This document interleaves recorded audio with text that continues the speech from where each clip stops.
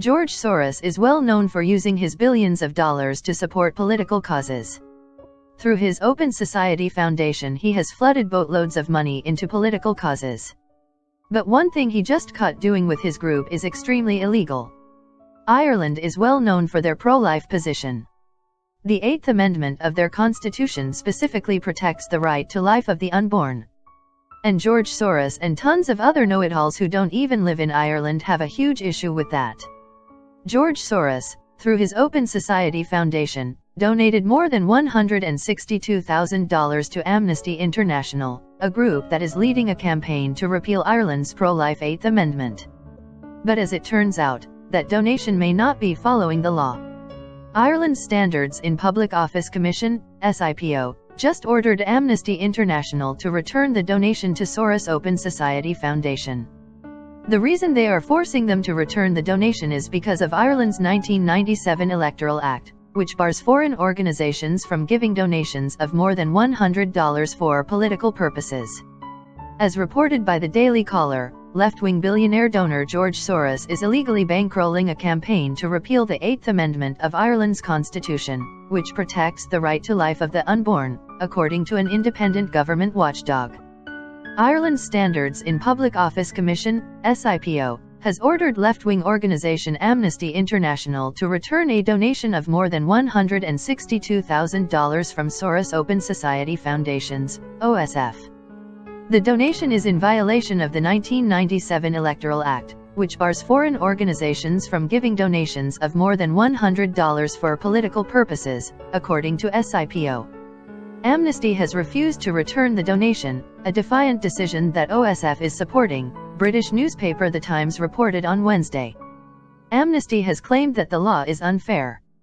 An OSF spokesman told The Times the group is proud to be one of the sources of support for local advocacy efforts to bring Ireland's abortion law in line with its commitments under international human rights law. Irish pro-life groups have decried Soros' interference into their politics. It is important to recall that the Open Society Foundation stated when giving the money to Amnesty that it was to assist the coordination of groups in Ireland with a view to repealing the 8th Amendment and taking away legal protection for the baby in the womb. Cora Sherlock, a spokeswoman for the Irish pro-life campaign, told the Catholic Herald. The involvement of this US-based organization in the Irish abortion debate represents a gross interference in our democracy and in safeguarding the right to life. Amnesty should immediately return the money and stop trying to portray itself as a victim in all of this, Sherlock said. This isn't the first time George Soros has funded controversial groups. Just in the past few months, Soros has given money to support a group registering felons to vote in Alabama ahead of their Senate election, where Roy Moore historically lost. He is also bankrolling major anti-Trump resistance groups that have been known for violent protests. So Soros being involved in shady activities is nothing new.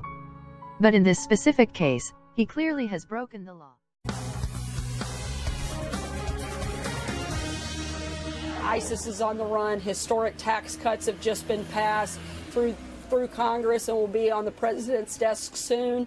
We're very excited about all of the things that have happened this year. The economy is booming. The stock market has seen all-time highs.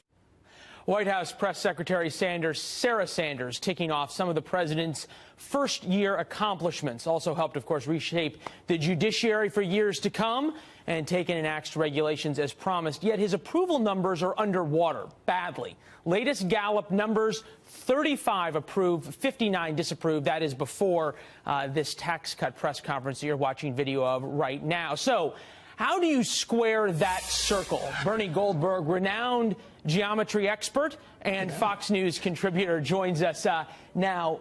So, Mr. Expert, how? Why? Well, Mr. Expert, let me state my bias right up front. I'm not a fan of this president for what I think are a lot of good reasons. But too many reporters are openly hostile to him, openly hostile. And I'm not a fan of that either. Since he's become president, the economy has taken off, right? Unemployment is down. Everything else is up. The stock market is up. Consumer confidence is up. The GDP is up. He ought to be getting better press than he's getting. Now, some of that is on Donald Trump. Let's just call it his behavior.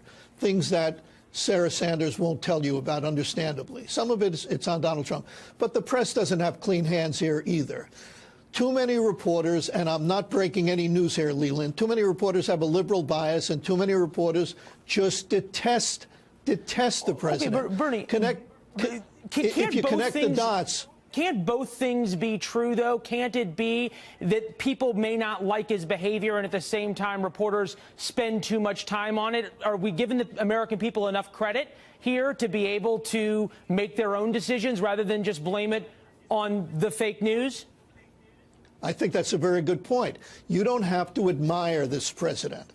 You don't have to even like this president to acknowledge the obvious. And the obvious is that too many reporters, they want him out of office. They hate him, and the sooner he goes, the better. So they're more willing to accept anonymous information that later proves to be untrue. They relinquish their role as skeptics and become gullible patsies. And the mistakes are all going in one direction, the anti-Trump direction. If they're honest mistakes, they ought to go in both directions. That's a law of averages. If we assume that your point is true, that there are reporters who are out there who are biased against the president, at the same time, we've got facts. We have the Dow at a record high. There was just a breaking story on the AP that housing numbers hit a new high in November. And you've got all of these great things happening. It was James Carville who said, it's the economy, stupid. Yet the president's approvals numbers are really low. And we'll also assume for the moment the American people are smart enough to see what you just talked about the biases of the media. Where is the disconnect? The disconnect is simple. They don't like him. I mean, I could try to make this more highfalutin than that, but if it were President Hillary Clinton... But I guess what you're saying, are you saying that the coverage, the bad coverage that you're talking about is what's driving these poll numbers despite the economy being in a good shape? I think there are two things. Yes, that's part of it. The other part of it is Donald Trump. I mean, he tweets too much. He's too vindictive. He's too much of a narcissist. And except for his loyal base that still loves him, he's the president of his base, because 35% isn't going to get him where he wants to go. It's not going to get him. You know, you can't succeed as a president with only your base. So part of it is him, but part of it is a press that just plain doesn't like him. Let me offer you one other hypothesis, and this isn't mine. It was offered by a good friend of mine, Josh Krashour, over at the National Journal. He writes, the new reality, Americans are voting their values, not their pocketbooks. And that's alarming news for Republicans looking to hold their increasingly tenuous congressional majorities. It's also a danger signal for Trump if he is thinking about running for re-election in 2020. Trump's conduct in office is the defining issue of the country. I think that's a good point. I think he's right. Now, I don't know that they're abandoning the economics, but if they are, in fact, voting their values, that does not portend well for Donald Trump, because 35% approve of him. But let me make one final point here.